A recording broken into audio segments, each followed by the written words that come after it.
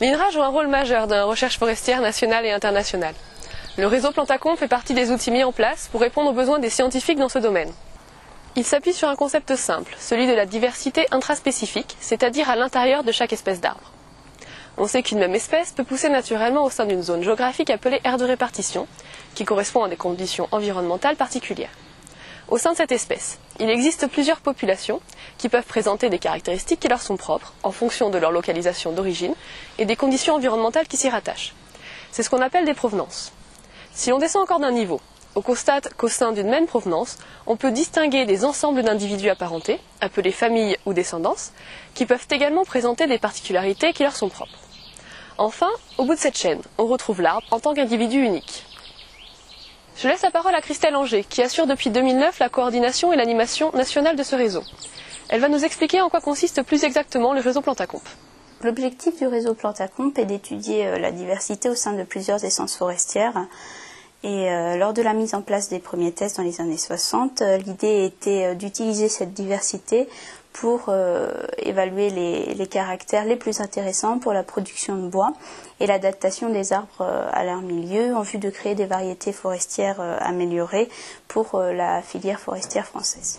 Donc pour ce faire, on a mis en place un réseau d'expérimentation qu'on appelle plantation comparative, qui consiste en fait à comparer le comportement de différentes provenances ou différentes familles, différents individus au sein d'une même espèce et entre plusieurs sites. Le réseau à l'heure actuelle comprend à peu près 1 millier d'expérimentations, même si elles ne sont pas toutes suivies de façon intensive. Et cela représente à peu près 2000 hectares d'expérimentation répartis sur l'ensemble du territoire français. Donc au niveau de la gestion technique du réseau, elle est assurée par 4 équipes qui sont réparties dans les différents centres INRA d'Orléans, de Nancy, de Bordeaux et en région PACA. Et pour le suivi scientifique, il est assuré par une communauté de chercheurs qui sont également répartis dans ces différents centres INRA et qui sont en général spécialisés par espèce.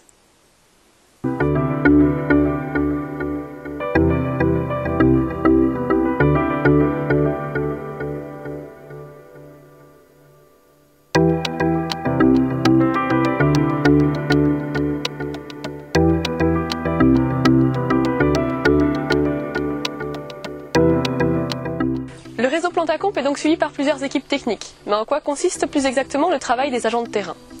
C'est ce que nous allons voir avec Denis Vautier de l'INRA d'Avignon.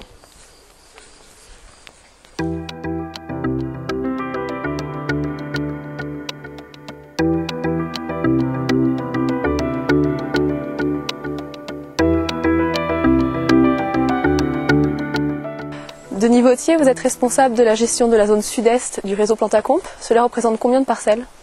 Alors le réseau sud-est comprend 240 parcelles. Ça représente une surface d'environ 350 hectares, répartie sur 19 départements de la zone méditerranéenne et un peu au-delà. Et on a 1,5 million d'arbres en gestion au quotidien. En quoi consiste plus précisément votre travail?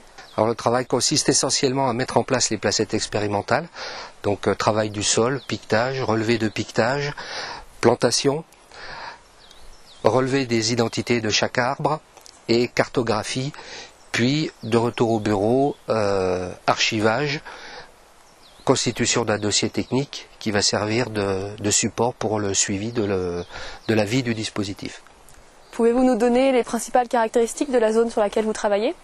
La zone méditerranéenne se caractérise par son climat essentiellement, sa météo, donc avec des hivers froids, secs, et des étés chauds et secs également. Et le problème de la zone méditerranéenne par rapport à sa pluviométrie, c'est sa répartition au cours de l'année. Donc c'est ça qui pose problème lorsqu'on veut adapter de nouvelles espèces à la zone méditerranéenne. Ensuite, les caractéristiques principales, c'est essentiellement les sols. Il y a énormément de zones dégradées, soit par des incendies, soit par du pâturage intensif. Donc on est souvent sur des sols relativement pauvres, squelettiques, parfois extrêmement pentus. On est contraint à toujours s'adapter pour pouvoir faire face aux contraintes de milieu. Quelles sont les difficultés que vous rencontrez ? Alors les principales difficultés, ça va être déjà l'accès aux dispositifs expérimentaux, donc souvent éloignés d'Avignon. Ensuite, beaucoup de pistes, on peut terminer même à pied parfois, et des terrains pentus, pas trop faciles d'accès, ce qui fait et les conditions de travail en extérieur qui sont le lot du forestier. Merci Denis Vauthier. Tournons-nous maintenant vers Michel Verger qui va nous expliquer l'intérêt du réseau Plantacombe d'un point de vue scientifique.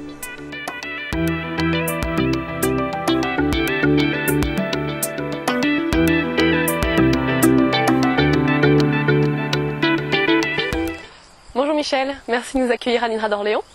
Pouvez-vous nous expliquer en quelques mots les travaux menés ces dernières années à partir du réseau Plantacombe ? Le réseau Plantacombe est un des terrains expérimentaux des généticiens forestiers de l'INRA.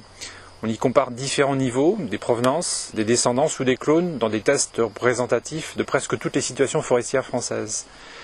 Les observations faites sur cet ensemble pour un nombre très important de critères pendant de longues périodes ont ainsi permis de déterminer pour une région de reboisement donnée quelles étaient les origines géographiques les mieux adaptées et les plus performantes et de les conseiller aux sylviculteurs.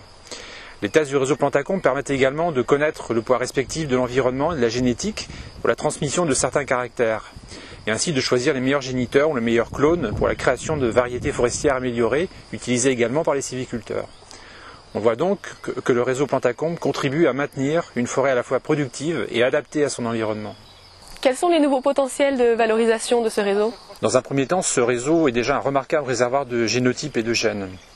On peut par exemple y trouver des origines géographiques qui ont disparu de leur aire naturelle.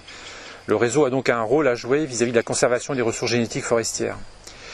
Enfin, c'est un formidable outil pour étudier l'adaptation des forêts au changement climatique. Par exemple, en ayant déplacé vers le sud certaines origines géographiques, on peut anticiper leur comportement in situ et on pourra proposer de nouvelles origines, voire de nouvelles espèces mieux adaptées, toujours pour maintenir une forêt multifonctionnelle. Mais d'autres valorisations sont également possibles, comme la recherche et la quantification de biomolécules. En fait, le réseau Plantacombe n'a pas fini de faire parler de lui. Merci Michel Verger. Voilà, vous en savez un peu plus sur le réseau de plantation comparative Plantacombe.